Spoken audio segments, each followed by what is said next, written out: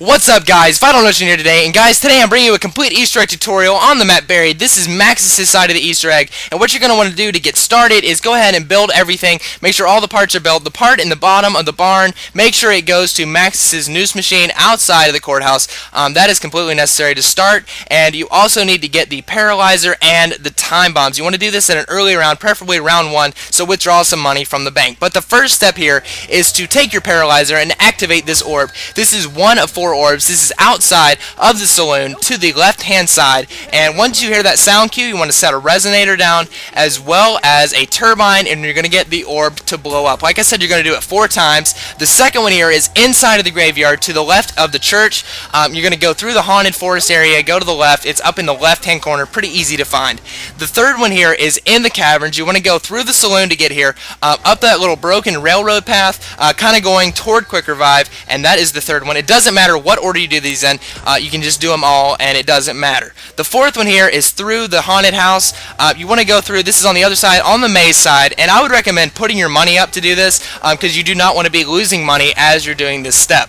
Next step is to find the floating lantern. Now this lantern can spawn in a couple places, but find it and cook a grenade. You don't have to hit it directly on it. It can be in the general vicinity of it. Once it falls to the ground, you can pick it up, and at this point you need Leroy's help. Now Leroy likes candy a lot, and he's going to take the candy from you and he's going to go into a rage mode. And after he does so, he's going to start killing zombies. Now the point of this is to kill zombies and hear the church bell ring. Now I played this whole part for you guys so you can hear the different pitches and hear which pitch actually happens last, but I would recommend all of your players getting over in this little churchyard area and getting Leroy to hit all the zombies. You want to start around here, and once you hear the last sound, you can move on to the next step. Now, we're getting close. There's 2 more pitches after the one you guys just heard, and it's this one right here. That is the last pitch, and after that, you can move on to the next step. Now, you want to go to the saloon, jump off the building to the gunsmith building, and you're going to see the lantern here.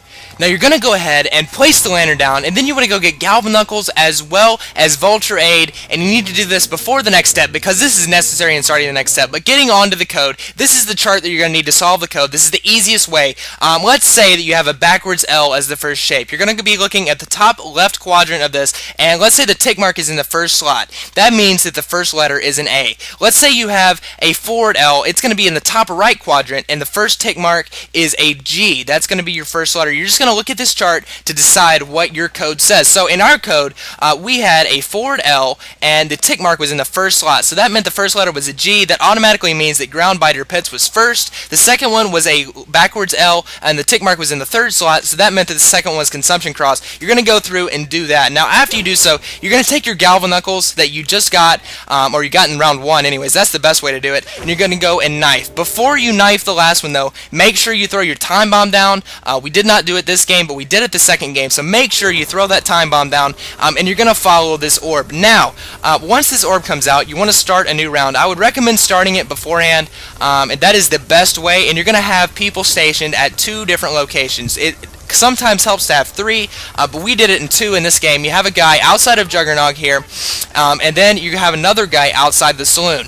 The reason you do that is because this orb is powered by zombies, and when you kill zombies, it powers it even more. So that's the way you want to do it. You want to follow it all the way and follow this direct path. The path never changes. You kind of go through these little caves down here, and this is where it dies down the most. Make sure that you have maybe 1 zombie that comes this way, and the guy at the saloon is waiting because this thing dies out really quick once you get over there. It's really hard to make this thing last. You might take you a couple times, but you can do it as many times as you need to, and especially, you can try it in different games, but I would recommend to try it with zombies alive in round 8 or so. You can do it earlier. Like I said, you can do it earlier, but this thing is kind of difficult to get over there, so make sure you follow it all the way. Once it happens, once it goes all the way, you're going to make sure that this light lights up. Now, when that happens, you are going to go back in time. This is when you use your time bomb, and you're going to go back in time and do the same steps again. Now, if you started the time bomb before you knife the first sign, you're going to go back and do all the signs. So this is what I did in this video. You do it the same way. The code that you figured out, you're going to go back and knife all the signs that you did before, and the orb is going to show up again. Once the orb shows up again, you're going to follow it. I do not show it all the way. It does the same pattern this time that it did the last time, and you're going to follow it all the way back to the other one. The other light should light up, and once it does so, you are ready for the next step. As you see, it goes in right there. Now the next part is to find all the bells. This is in the candy store upstairs. This is top left, this is middle left, and the next one is bottom left. Now what you're going to want to do is you're going to want to remember these locations because this is important. This is in the barn, upstairs in the barn. That's top middle. This is middle, the very middle of the grid. This is a 3x3 grid, and this is bottom middle. And the next one is in the courtroom. This is top right. This is middle right here on the shelf here, and then the next one is bottom right. Now you're going to want to remember all these because when you get in the witch's house, in the middle of it, you're going to see this grid. Now right there, you see that little light up? I'm going to call out bottom middle, and you're going to go to the corresponding bell. Somebody is going to press the bottom middle bell. Once it does so, it's going to light up green, and you're going to do this for all the bells. So somebody has to be in here, preferably with the galvanicle, so you can knife the little witches. And then once you do the whole thing, it's going to complete and do the little sound, like you did it correct.